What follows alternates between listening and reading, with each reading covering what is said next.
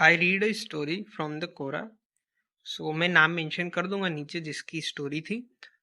Story ये थी कि जैसे ये क्वेश्चन आपके दिमाग में भी आता होगा कि हम कई सारी बुक्स पढ़ते हैं। जैसे कोई बुक्स पढ़ता है, कोई कई सारी मूवीज देखता है, बट किसी ने मान लो 200-300 बुक्स पढ़ ली, लेकिन एक पॉइंट के बाद वो चीजें भूलने लग जाता है। तो ये क्वेश्चन सभी के दिमाग में आता है कि फिर मतलब क्या इतनी सारी बुक्स पढ़ने का।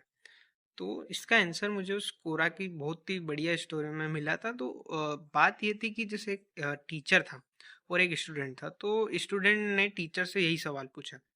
तो टीचर ने उस समय स्माइल किया और कुछ आंसर नहीं दिया। फिर कुछ दिन बीत गए।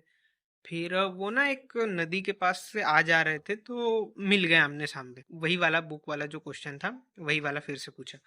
तो टीचर ने बोला कि टीचर को वहां पे एक घड़ा दिखा जो मिट्टी में पड़ा हुआ था, और उसमें ना एक छेद था। तो टीचर ने उसको बोला, उस स्टूडेंट को, कि काम करो, ये जो घड़ा है इसको सामने जो नदी दिख रही वहां से भर के लाओ।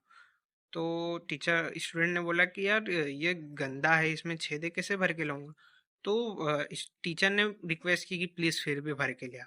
तो वो गया भरने, भरा। वो दौड़ते दौड़ते भी आया, उसने मेहनत की, फिर भी थोड़ा आया, और वो क्योंकि उसमें छेद था तो सारा पानी नीचे गिर गया। फिर टीचर ने बोला कि यार एक बार फिर से कर लो यार। वो वापिस गया, वापिस आया, वापिस उसके तक पहुंचा भी नहीं टीचर तक, और वापिस रास्ते में ही पानी खत्म हो गया। मतलब स्टूडेंट ने सोचा कि यार इसे तो काम नहीं देगी बात। तो स्टूडेंट ने उसके टीचर को यही सेम बात बोली। फिर, मैं सॉरी टीचर, मैं ये नहीं कर पाऊंगा और मुझे आप माफ कर दो, मैं आपकी हेल्प नहीं कर पाया इसके लिए।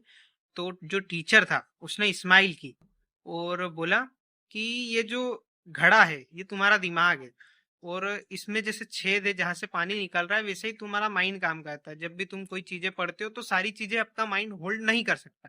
लेकिन तुमने एक चीज ध्यान दी, ये जो घड़ा था पहले मिट्टी में था, अब तुम इसको पानी में भर के लाए एक दो बार, तो ये घड़ा साफ हो गया। इसके सारा कचरा जो इसके अंदर धूल मिट्टी लगी हुई थी ये साफ हो गई।